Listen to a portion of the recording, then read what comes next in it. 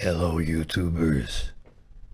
If I say something is logical, it is because I say so. Don't you like it?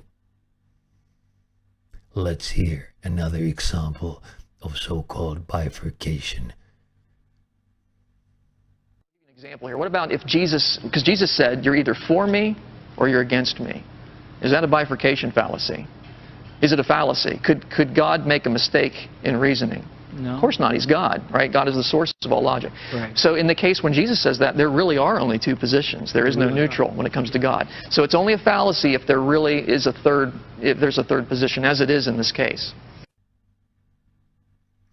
You are either for me or you are against me. Dr. Lisle says that this cannot be a bifurcation fallacy because God cannot make a fallacy since he is the source of all logic. Here Dr. Lisle appeals to authority of God. It might seem like a plausible argument in this case because God is, after all-knowing and so forth. In logical thinking, you can never appeal to any authority though. If you say that God is a special case, you make another fallacy called special pleading. We can apply so-called Euthyphro dilemma to a problem of the source of logic. Ask yourself, did God create logic or do he only know logic better than anyone else? If he created it, could he have chosen to create different laws of logic? The answer at least seems to be no. If he just knows logic very well, where does logic originally come from? And come to think of it, in this case even he has to prove he is right. Thus we have to abandon the thought of special pleading.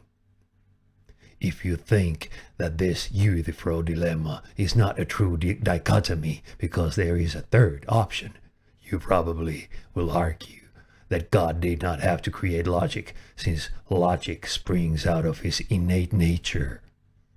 You might have solved the problem in your own mind, but all I have to do is refuse to accept your claim and you have nothing to back it up. Your claim would be so-called ad hoc, argument invented only to save the original position you had.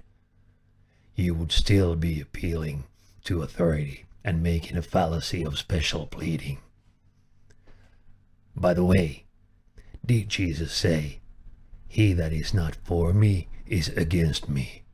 Or did he say, "He that is not against us is for us"?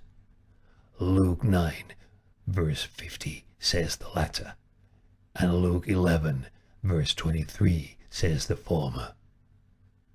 Comparing these two statements shows clearly that this is not a true dichotomy no matter what Dr. Lisle, or God for that matter, says. Those who don't know yet which side they are on are against Jesus or us, according to the former statement. But according to the latter statement, she or he is for Jesus or us.